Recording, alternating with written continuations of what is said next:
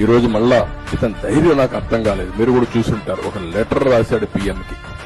ఎన్ని గట్స్ ఉండాలండి చంద్రబాబు నాయుడు గారు. ఇప్పుడు మీరు అన్నది ఏదైతే ఉందో, జగన్మోహన్ రెడ్డి ఎన్ని గట్స్ ఉంటే ప్రైమ్ మినిస్టర్కి లెటర్ రాస్తాడు అని చెప్పి, దాన్నే మగతనం అంటారండి. ఆ గట్స్నే మగతనం అంటారు. నిజాయితీ నుంచి వచ్చేది ఆ ధైర్యం. ఒక నిజాయితీ పరుడు మాత్రమే ధైర్యంగా పని చేయగలడు.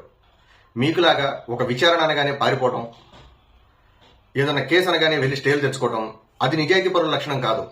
బట్ట కలిసి మేరేస్తాం, మీరు తన్నుకు చావండి అంటే కుదరదు. మీరు ఒక ఆరోపణ చేసినప్పుడు దాన్ని నిరూపించే ధైర్యం మీకు ఉండాలి. తిరుమలలో ఒకటి జరిగింది అని చెప్పి మీరు ఆరోపించారు. దాన్ని నిరూపించడానికి మీ దగ్గర సబ్స్టాన్షియల్ ఎవిడెన్స్ ఉండాలి కదా. అంటే ఏ ఎవిడెన్స్ లేకుండానే నోటికొచ్చిన మాటలు మాట్లాడేస్తారా? ప్రజలను రెచ్చగొట్టేస్తారా?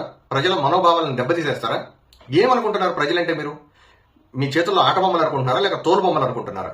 ఇలాంటిదే గతంలో అసెంబ్లీలో కూడా జరిగిందండి.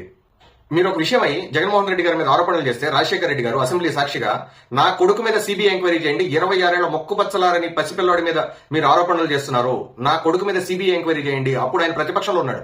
నా కొడుకు మీద సిబిఐ ఎంక్వైరీ వేయండి. నా కుమారుడు జగన్మోహన్ రెడ్డి ఏదైనా తప్పు చేసి ఉంటే ఆ తప్పును రుజువు చేయడానికి, ఆ తప్పును గురించి ఎంక్వైరీ చేయడానికి ముందు సిబిఐ ఎంక్వైరీ వేయండి, central bureau of investigation enquiry వేయండి. తప్పనేది చేసి ఉంటే మామూలు శిక్ష కాదు అధ్యక్ష, మామూలు శిక్ష కాదు. Please send him to gallows. As a father I'm requesting this government, if at all he has done something wrong, please send him to gallows. ఉరి శిక్ష విధించండి, నాకు అభ్యంతరం లేదు. వాడు తప్పు చేశాడు అని తేలితే ఉరి శిక్ష వేయండి అని చెప్పన్నారు. ఇప్పుడు జగన్మోహన్ రెడ్డి గారు కూడా అదే అంటున్నాడు. మీరు చేస్తున్న ఆరోపణల మీద సిబిఐ ఎంక్వైరీ చేయండి అని ఆయన అంటున్నాడు. ఆయన పారిపోవట్లేదు కదా. విచారణ చేయకుండా మీరెందుకు పారిపోతున్నారు? విచారణ జరిపించాలి కదా. విచారణ అవసరం లేదు అని చెప్పి DCM అంటాడు, విచారణ అవసరం లేదని చెప్పి మీరంటారు, విచారణ అవసరం లేదని చెప్పి బీజేపీ అధికార ప్రతినిధులు అంటారు.